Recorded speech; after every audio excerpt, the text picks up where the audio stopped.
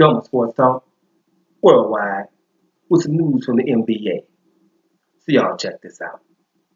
Well, before I get into anything, get well, Christoph Porzingis, bad boy from New York, young guy coming into his superstar status or his star status, consolidating that this year, being the obvious go-to guy on the New York must-see TV, 7-3 outside game, inside game, very, very skilled. Block shots with 7-3, you better do that, especially if you're under 35. But I mean, he does it, and like I said again, must-see TV. And it's sad. He just went down, torn ACL, out for the rest of the season.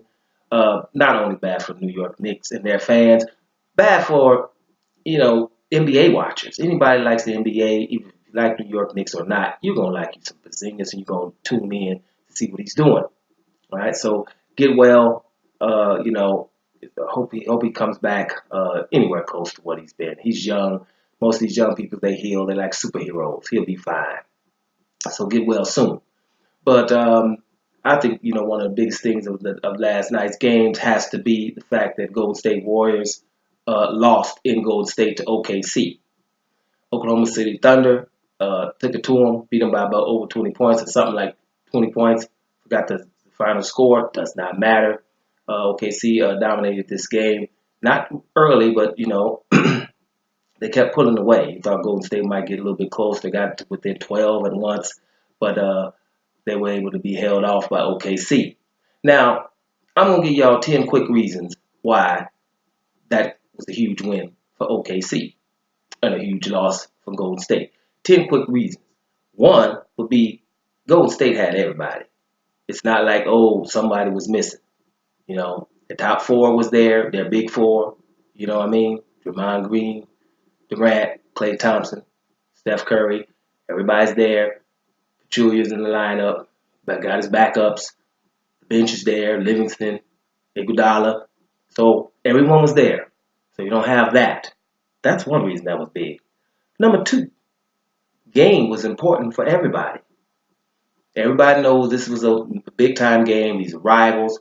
OKC is a team that Golden State, I'm pretty sure, is on their radar because OKC is trying to get it together and they have the star power to match up decently. You wouldn't think 1-to-1. I don't think anybody thinks anybody matches up with Golden State, but I'm pretty sure Golden State has OKC on the radar. If it's not for Russell Westbrook by himself, they was on the radar. But with Paul George and Carmelo Anthony in town, everyone knows if they gel, they could be a problem. So this was a huge game. There's no way of saying that it wasn't, right?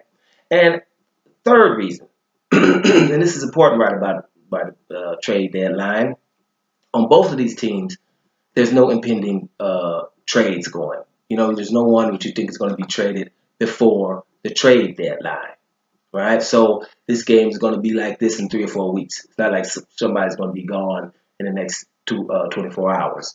So that's why this was very important for them, right? So the fourth reason is, OKC was playing without their best defender, right? That would be like Golden State playing without Draymond Green.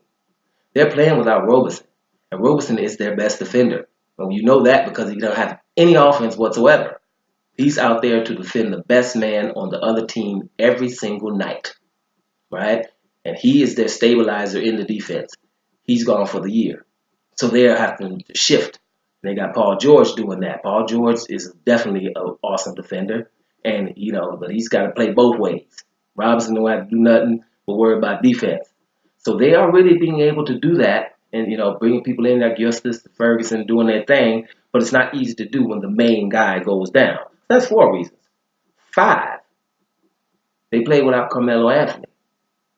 And most of that game, right? Most of that game, he went down early. Now, that's significant for the good and the bad. Do you need Carmelo? That's the trade that I wasn't agreeing with at the beginning of the season. He will probably be good in the playoffs, but I think this team playing without him, the ball won't stick anywhere. All right, so that wasn't bad, but they were playing without a guy who's going to hit clutch shots and could get his own shots. I just think Canelo takes a lot of bad shots. The older you're getting, the more bad shots you would take if you still think you were playing like you were 3 or 4 years ago with lift.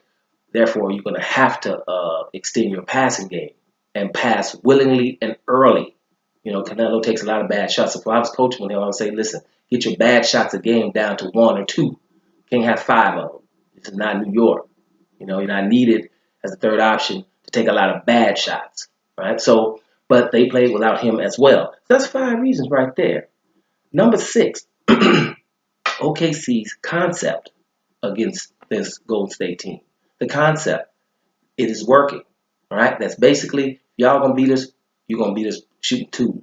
We're running you guys off of the 3-point line. We're gonna keep those 3s down to a minimum, okay? So when you say that, and you have the athletes to do this, you know, Paul George, long, lengthy, Russell Westbrook handling his business, Eustace or Ferguson, whoever. Even Steven Adams can move his feet. So, you know, they're able to do this. And that concept is working. If they're going to, you know, drive to the hole, then let them drive to the hole, make 2-point shots, make mid-range shots. And you can hang with them in that because your transition game is just as good as theirs. The difference is OKC transition game finishes with 2-point shots. Golden State's running to the 3-point line. So that concept is working. So that's 6 reasons, right? I think number 7, here's the deal, number 7. Number 7 is low post presence. Low post presence. Basically, it's Steven Adams versus nobody. When you're talking about Golden State's offensive low post presence, you got Pachulia in there, and basically he won't even think about finishing because he's been just drilled to kick it back out to the 3-point shot.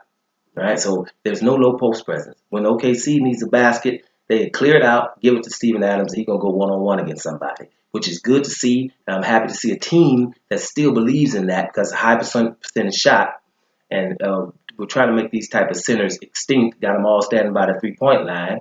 Steven Adams has said, no, stop me here. I haven't shot a 3-point shot a whole year. Okay, he doesn't need to. And he is very effective on the offensive side of the ball. Defense, we know that already. They have a low post presence, and Golden State doesn't. It's not a problem when you have the best shooters in the history of the game, but if somebody keeps running them off that 3-point line, that could be a problem. So low post presence is a problem. Now, let's get to number 8 and number 9, but we're going to get to number 8 first. OKC is going to have confidence, okay? They think after this game and while the game was going on, they know that their concept is working. They know what they need to do against this team. That's what they will continue to do. Their confidence will be up through the roof. This is a big win for them, and they know how they did it. And I'm pretty sure they think they can repeat that, especially doing it in Golden State. Now, number 9 will obviously be the doubt in Golden State's minds. Might be a little chaos coming up. They lost about 3 games in the last 4 or 5 games here. Might be the first chaos since a while in Golden State. Everything seems to be running smoothly. Best players in the history of the game, or shooters for sure. Everything seems to be working out. But what happens when you all of a sudden do need a low post presence, do need someone scoring on the block because people are running you off the 3-point line, right? So it might be a little bit of doubt in their mind. Maybe not, because they know at the end of the season, you know, we're going to be in them finals, and it's going to take a hard team to beat Golden State 4 times before they you're going to beat Golden State 4 times before they beat you 4 times. Good luck with that. So I'm pretty sure Golden State can at least look back on that. That's going to be hard to beat them, but doubt, that's something.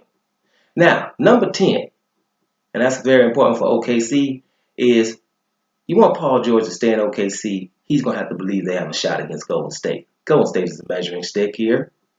And I think this is a resounding, I might stay here because we do have a shot. Those are the 10 reasons. I think that game was huge, guys. That wasn't just any game. That was a huge game. Let's see how it is going forward. Those are my 10 reasons. Throwing Sports Talk Worldwide. And I'm up out of here, y'all.